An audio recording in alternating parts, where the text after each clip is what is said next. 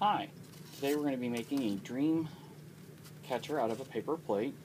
I use this for a couple different age groups so you can gauge how much you want to let them actually do. You're going to start out with a paper plate, and I always cut the center out first ahead of time.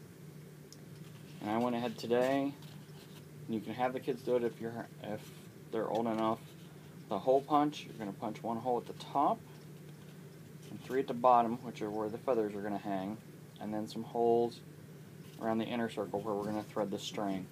And I use this when I talk about Native American Indians or dreams, and I explain to them that they were hung up. The idea was that dreams floated around in the air as you slept.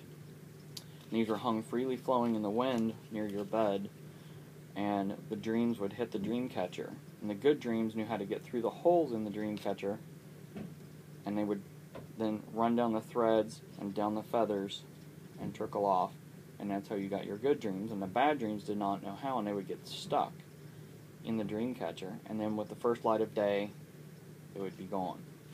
So after you have your holes punched, you're going to have colored yarn, whatever you want. You're going to have 3 pieces about 3 to 4 inches long, and one, really whatever you want. This one's, probably about 1 foot long. That's what's going to make the loop at your top. And then I do about 3 or 4 feet because some of the kids will like to wind it around quite a few times.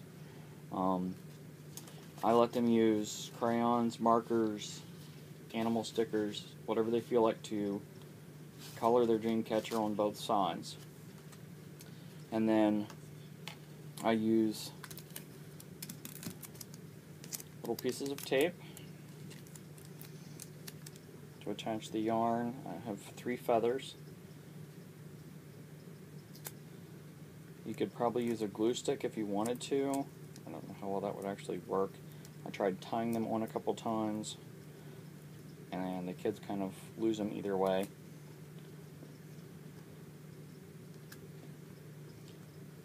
And if the kids are young enough, I go ahead and do the feathers ahead of time too, because the younger kids tend not to really be able to get the feathers done very well, or they just play with them and they never end up on the dream catcher. So once we have our feathers, I usually let the kids go ahead and string their dream catcher first. So we're just going to take the string, and I let them start on whatever hole they want.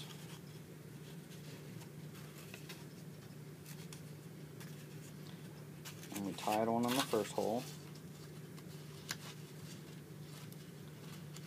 Just tie a basic knot.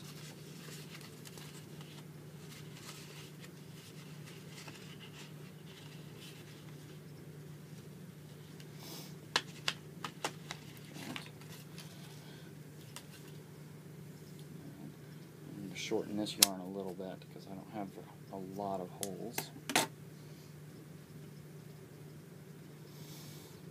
And then you want to not go straight across because you want to create that spider web effect.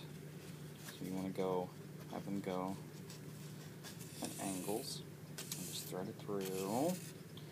This is good for motor skills.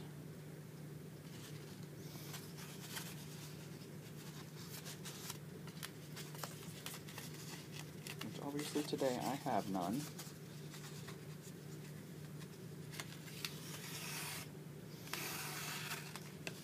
And you want to, I learned this too, explain to them that once you go in the front side of the plate on one hole, that you want to come back through on the back side of the plate on the next time. The first time I did this, the one little girl ended up with the string all the way around the outsides.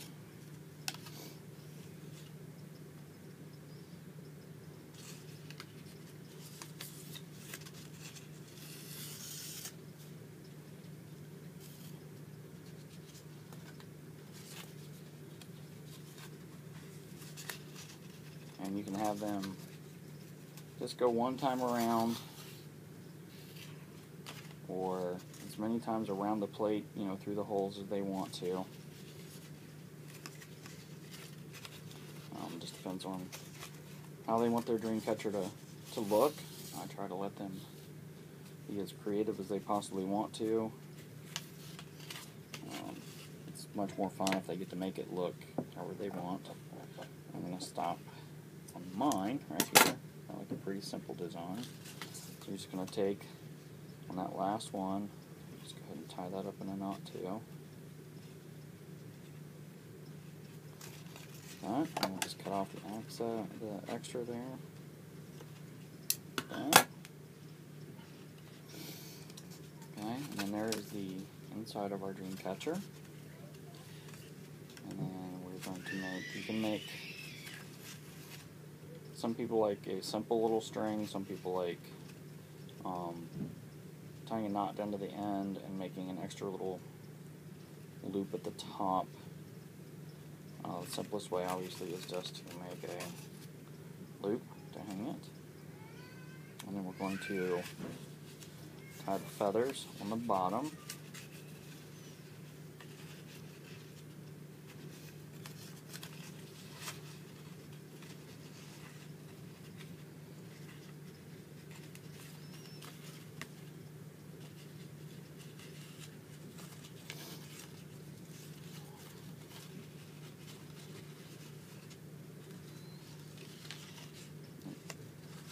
This is, again, really good for motor skills with the tying and the lacing, and a lot of creativity with the coloring.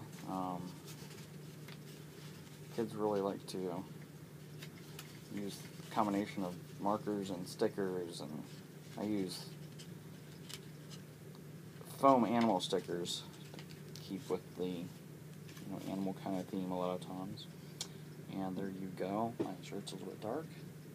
It's a paper plate dream catcher that they can hang near their bed. Thank you very much.